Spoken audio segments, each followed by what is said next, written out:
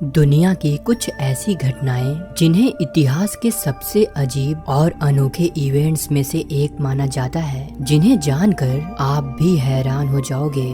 Number 1, एक ऐसा radio station जो लगभग 40 सालों से एक ही बजिंग साउंड रिपीट कर रहा है, जिसे द बजर के नाम से भी जाना जाता है। इस स्टेशन के सिग्नल को पहली बार 1980s के आसपास रसिया के शॉर्ट वेव फ्रीक्वेंसी पर सुना गया था। तब से ये बिना रुके एक रेपिटेटिव मोनोटोन बज ब्रॉडकास्ट कर रहा है। लेकिन ये सिर्फ एक स्टैटिक बज नहीं है। कभी कभी इस बजिंग के बीच एक मेल वॉइस रसियन में क्रिप्टिक मैसेज बोलता है, जिसमें नेम्स, नंबर्स और कोड्स होते हैं। जैसे एक बार ये मैसेज सुना गया था,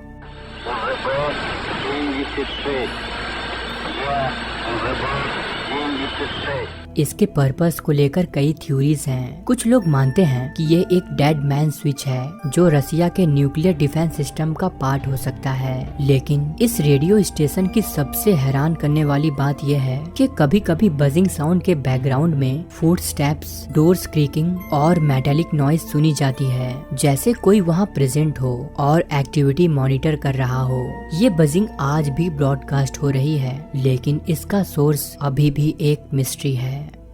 नंबर 2, फ्रेडरिक वैलेंटिच एक 20 साल के ऑस्ट्रेलियन पायलट थे जो 21 अक्टूबर 1978 को अपने सेसना प्लेन में मेलबर्न से किंग आइलैंड की तरफ उड़ान भर रहे थे। ये एक रूटीन फ्लाइट थी, लेकिन वो इस बात से बिल्कुल अनजान थे कि ये सफर उनकी जिंदगी का आखिरी सफर होने वाला है। फ्लाइट के दौरान फ्रेडरिक ने एयर ट्रैफिक कंट्रोल को इन्फॉर्म किया कि एक अनआइडेंटिफाइड फ्लाइंग ऑब्जेक्ट उनके प्लेन के ऊपर मंडरा रहा है। उन्होंने बताया कि ये ऑब्जेक्ट उनके फ्लाइट के आसपास काफी अनयूजुअल मूवमेंट कर रहा था। फ्रेडरिक ने डिस्क्राइब किया कि ऑब्जेक्ट मेटल लाइक था और उसमें ग्रीन लाइट्स थी।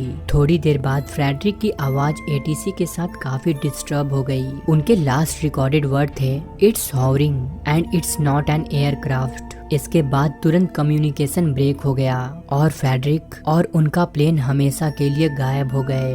उन्हें ढूंढने के लिए कई सर्च ऑपरेशन चलाए गए, लेकिन ना ही कभी फ्रेडरिक का पता चला और ना ही उनके प्लेन का कुछ मलबा मिला। ये इंसिडेंट तब से एक बड़ी मिस्ट्री बनी हुई है। कई लोग इसे यूएफओ अबडक्शन से जोड़कर देखते हैं, जबकि कुछ लोग का कहना है कि ये सिर्फ एक एक्सीडेंट था।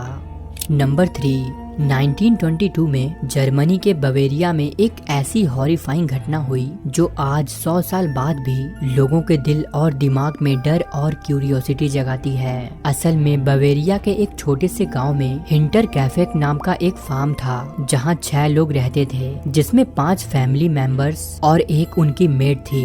लेकिन एक दिन 4 अप्रैल 1922 को जब उनके नेबर्स उस फार्म पर गए तो उन्हें वहां उन 6 लोगों की डेड बॉडीज मिली जो काफी ब्रूटल कंडीशन में थी। उन 6 लोगों का मर्डर कर दिया गया था। अजीब बात यह थी कि मर्डर के कुछ दिन पहले फैमिली ने अपने आसपास कुछ अजीब चीजों को रिपोर्ट किया था, जैसे कोर्ट यार्ड में एक पैर का निशान जो घर के अंदर जा रहा था लेकिन वापस नहीं आया। साथ ही उस फैमिली के हेड एंड्रेस ग्रूबर को लगता था कि घर के अंदर कोई और भी है, लेकिन उन्होंने इस बात को नजरअंदाज कर दिया। जब इस केस की इन्वेस्टिगेशन हुई तो कुछ और शॉकिंग चीजें सामने आई। पता चला कि किलर ने फैमिली को मारने के बाद उनके घर में कुछ दिन गुजारे और उनका खाना भी खाया। साथ ही उसने फार्म का काम तक किया था। बॉडी मिलने से 4 दिन पहले यानी 31 मार्च को उनका मर्डर किया गया था। ये इन्वेस्टिगेशन काफी लंबे समय तक चली, लेकिन इस हॉरिफाइंग क्राइम का मास्टरमाइंड कभी भी पकड़ा नहीं गया। नंबर 4, फ्रेडी जैक्सन इंग्लैंड के रॉयल एयर फोर्स का एक मैकेनिक था, लेकिन 1919 में एक एक्सीडेंट के दौरान उसकी डेथ हो गई थी। उसकी मौत एक प्रोपेलर लगने से हुई थी। उसके स्क्वाड्रन के लिए ये एक बड़े शौक का वक्त था, लेकिन काम और ड्यूटी के बीच जिंदगी चलती रही। फ्रेडी के फ्यूनरल के कुछ दिन बाद स्क्वाड्रन मेंबर्स ने एक ग्रुप फोटो ली, जैसे वो हर मिशन के बाद करते थे। लेकिन जब वो फोटो डेवलप हुई तो सभी के होश उड़ गए।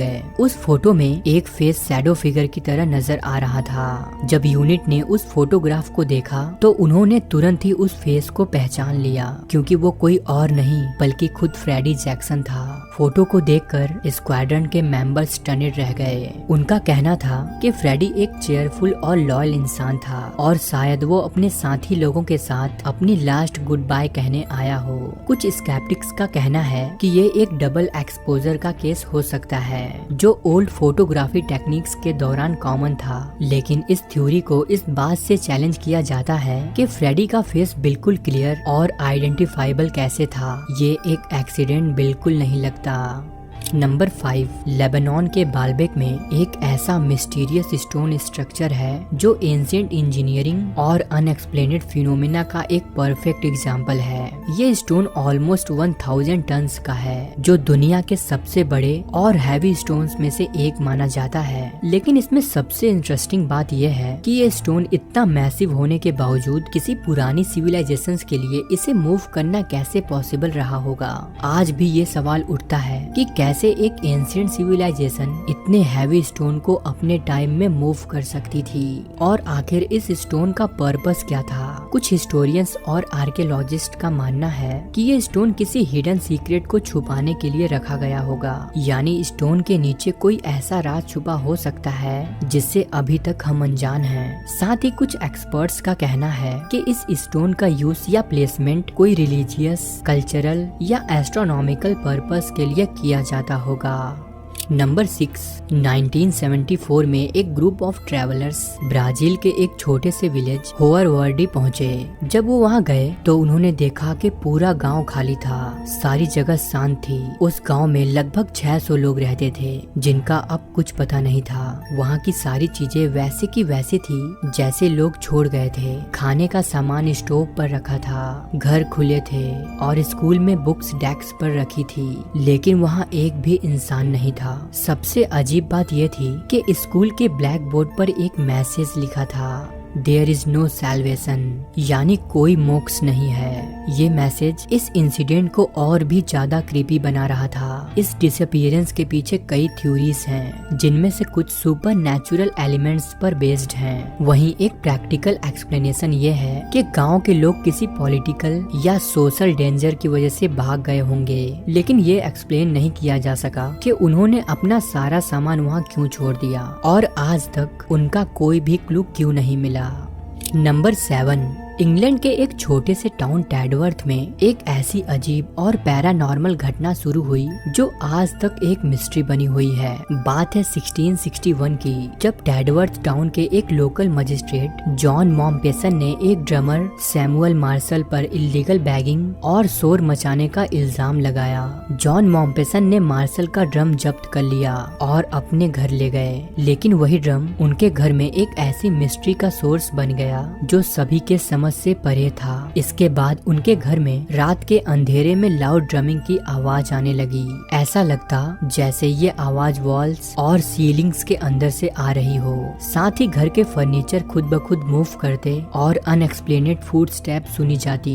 इन घटनाओं से मॉम्पेसन और उनकी फैमिली काफी डर गई थी। लोग ये मानने लगे कि ये सैमुअल मार्शल का रिवेंज है। उस वक्त ये इंसिडेंट इतना फेमस हो गया कि फिलोसोफर जोसेफ ग्लानविल ने इसे अपनी किताब में मेंशन किया, जिसे आज द घोस्टली ड्रमर ऑफ टैडवर्थ के नाम से जाना जाता है। दोस्तों, उम्मीद करते हैं कि आपको हमारी ये वीडियो पसंद आई हो। अगर वीडियो अच्छी लगी तो वीडियो को लाइक और चैनल को सब्सक्राइब करना ना भूलें। मिलते हैं नेक्स्ट वीडियो में।